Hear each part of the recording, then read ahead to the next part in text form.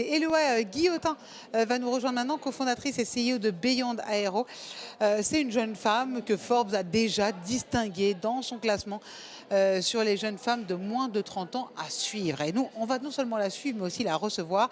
Éloi Guillotin, bonjour, installez-vous. Il paraît qu'il faut vous suivre. C'est un conseil du magazine Forbes. Installez-vous, prenez un micro pour que je vous entende. Merci. Beyond Aero, en 2 mots, qu'est-ce que c'est?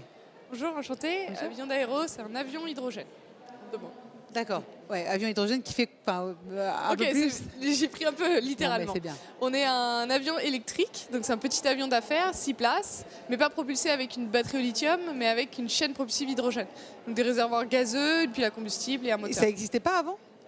La technologie existait, mais nous on design un avion qui est fait pour l'hydrogène. C'est-à-dire qu'on ne fait pas un rétrofit d'avions existants. Et c'est cette nouvelle architecture d'avion qui est nouvelle. Mais justement, il faut que ça existe. Il est comment cet avion? Pardon? Il est comment cet avion? Il est un peu plus rond que des avions classiques parce qu'on a les réservoirs sous la cabine. Il a des ailes plus fines et il a une entrée d'air sur le haut du fuselage pour refroidir les piles.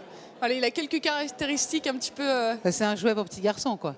C'est un petit pas forcément, mais c'est un bel avion d'affaires. Et comment ça vous est venu cette envie d'aller dans ce secteur spécifique? Alors, passionnée d'aéronautique depuis gamine, depuis tout le temps. Quand j'étais petite, je voulais faire astronaute. Et je le racontais juste sur la scène juste avant en expliquant que je me souviens avoir tapé sur l'ordinateur de famille comment on fait pour devenir astronaute, enfin quelles écoles intégrer, et c'était écrit il n'y a pas d'école mais il faut devenir pilote de chasse. Donc je suis tombée dans l'aéronautique comme ça, j'ai appris le russe, je suis arrivée à Sup Aero et là j'ai rencontré mon associé. Ça c'est autre chose d'être passionné et puis d'entreprendre. Mais c'est ça. Comment on passe ce cap? En fait, en école d'ingénieur, on a rapidement réalisé que ce qui nous intéressait, c'était designer et inventer un produit plus que le faire, enfin la partie engineering. Et avec Hugo, mon associé, on avait créé plusieurs petites startups à droite à gauche qui ont plus ou moins marché. Donc en fait, on a toujours eu cette fibre d'entrepreneuriat, on a toujours rêvé très très grand. On a voulu faire des fusées, on a fait des projets, des hyperloops. On a fait plein de choses. Et puis ensuite, on a rencontré notre 3e associé, Valentin, qui lui travaillait chez Safran dans les essais en vol et les moteurs électriques. Et là, on a commencé à dire, OK, les moteurs existent, on peut les acheter quasiment, on est à la fin de la certification, mais il n'y a pas l'avion encore. Et ça ne marche pas sur de l'hydrogène. Donc comment on repense cette architecture d'avion, faire pour l'hydrogène? Génial. Ça doit être... Je vais version courte, mais... Voilà. J'imagine qu'il y a des hauts et des bas, des échecs qui font ce succès maintenant. Comment ça se passe maintenant? Vous avez pu le commercialiser? Ah non, ça va prendre encore 5, 6, 7 ans, c'est très long. Aujourd'hui, on a construit un prototype équivalent d'un 2 places en puissance, c'est 85 kW.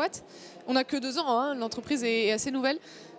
Donc on a construit ce prototype, monté une équipe. Ça va vite quand même, parce que normalement ça prend beaucoup plus de temps.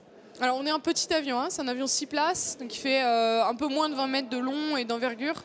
Donc voilà, certes c'est ambitieux. C'était mieux de commencer par un avion d'affaires? Oui, pour 3 raisons. Le besoin de marché, c'est des avions qui émettent 2 tonnes de CO2 par heure de vol.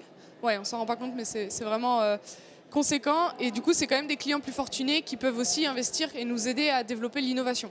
Donc déjà, il y a cet intérêt-là. Ensuite, c'est des technologies qu'on peut acheter. Je parlais du moteur électrique, il existe. Donc voilà, on intègre des technologies existantes. Et le 3e argument, c'est que si on reste en dessous des 8,6 tonnes de masse d'avion, on est dans une catégorie de certification qui est plus légère. Donc on peut certifier l'avion entre 5 et 10 ans par rapport à des 15-20 ans de développement classique.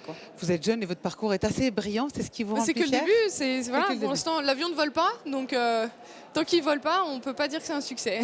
Vous êtes fier de votre parcours? Vous êtes fier de votre parcours? Je suis fier de l'opportunité qu'on a réussi à saisir pour lancer le projet, mais surtout l'opportunité qu'annoncent les prochaines années. Je suis fière de l'équipe et de la relation avec mes associés. On m'a posé la question juste avant. Mais surtout, je pense que l'opportunité d'être au bon endroit, au bon moment, avec la bonne équipe, ça, c'est précieux. Ouais. Merci beaucoup, Éloi Guillotin. Je rappelle, cofondatrice et CEO de Beyond Aero. À suivre donc pour ces prochaines années. On a hâte. Merci beaucoup.